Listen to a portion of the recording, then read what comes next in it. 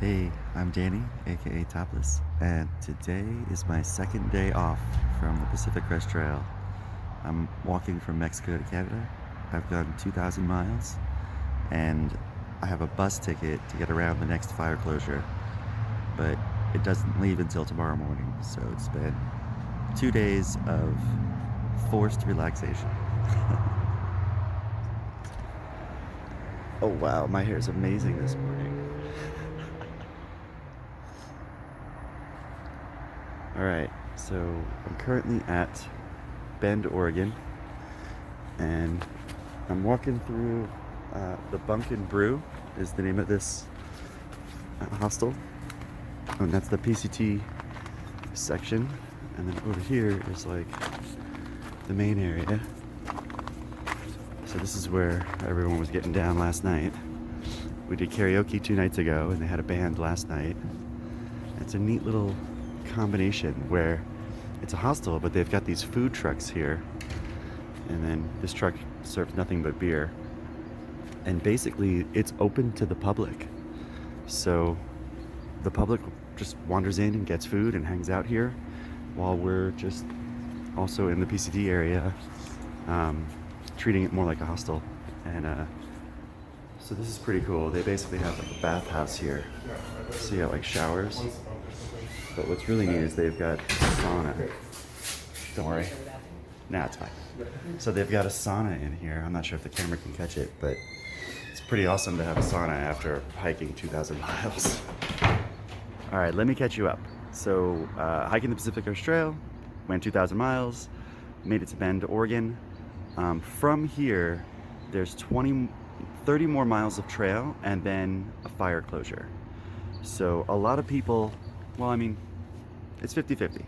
Some people are going from here to Bend to resupply, to go back to the trail, to do that 30 miles, and then skip around the fire.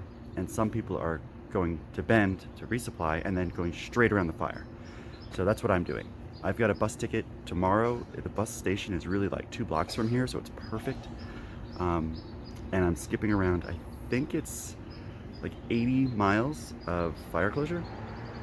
And the way the bus was set up, you have to buy the ticket 24 hours in advance. So yesterday I got my ticket, but I couldn't get it for today because the bus leaves at 7 a.m. So I had to get it for tomorrow. So I've been hanging out in Bend. This is a pretty cool hostel. Great people are here, so I'm having a good time. Met some new faces, Rocky and Earthshaker. They're pretty funny. Today, well, yesterday I did all the things, all the laundry, all the showers, all that stuff. Today I need to get a resupply, and that's no big deal. Like there's a walk to a Safeway, and I'm probably just gonna hang out, be a regular human, get a shower 2 days in a row. Wow, that's pretty amazing. I just remembered, another thing worth mentioning is that yesterday are something called Trail Days, which is a big event with vendors and things like that for the PCT people. But because there was a COVID outbreak, there's basically a lot of people are not going. So, and when I say a lot of people, I mean a few people are not going. A lot of people are going, is what I'm noticing.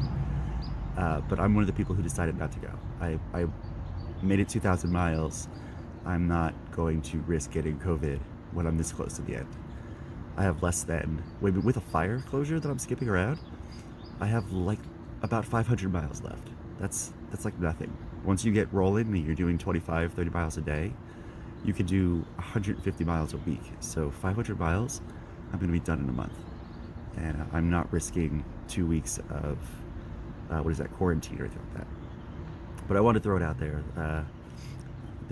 This place is half empty as far as PCT hikers go, and it's because they're all at trail days.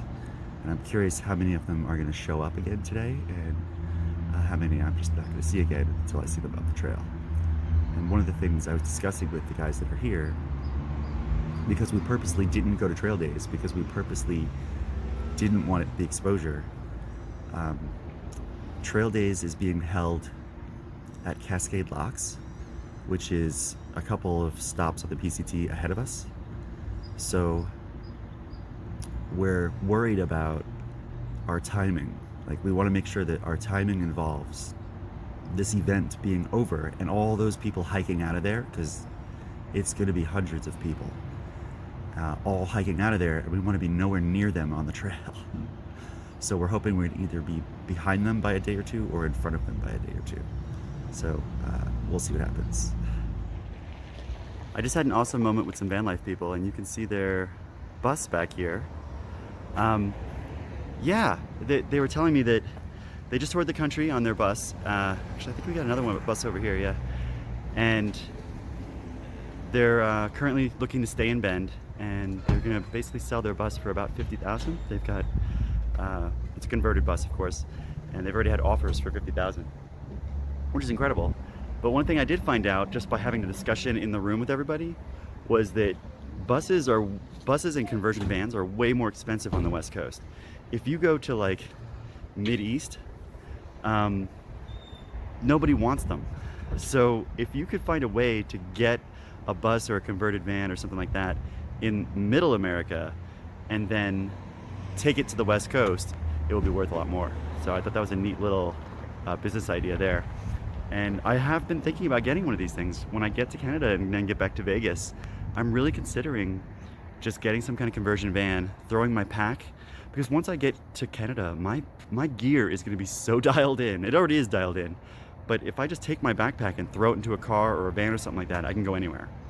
So I'm seriously considering it. And they just gave me a tour of their bus, which was really cool of them. And it's beautiful inside. Like, a bus is just enough for one person to live comfortably, or two people who like each other to live cozy.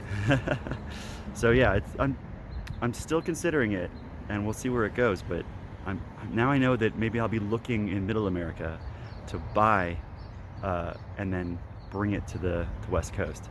So yeah, neat times. Check out this bench. Apparently they hired someone to make some furniture here, and they're still in the middle of making a bunch of them.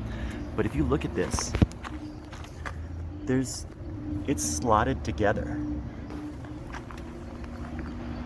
right? Like, there's no nails in this. And they've made like cup holders and stuff. They used rebar right here, like almost like a dowel, but there's no glue or anything. So this whole bench can be taken apart and moved. It's really neat. I wanted to throw out that yesterday I remembered to actually put my sleeping pad down in my hammock. Let me show you. So here's where the hammock I stayed in last night, and I threw down my thermarest and then another sleeping pad on top of it, which is what I do in my tent. But holy cow, I was freezing 2 nights ago because I totally forgot to do this. Last night, perfect. I think I'm just gonna make a thru hiker tip video about that, so I'll drop that in the description. And don't forget, I have a whole playlist of thru hiker tips that I've been making on this trip. I started around mile 500 once things were starting to get dialed in, and now I've just been dropping all sorts of tips in that playlist so that next time a beginner like me, I would have loved to have had that playlist before I started hiking the Pacific Crest Trail. So that's what I'm trying to do. I'm just trying to make a playlist of tips for people who haven't done a thru hike before and helping them out the way I wish I had been able to help out. Does that even make sense? That's good enough.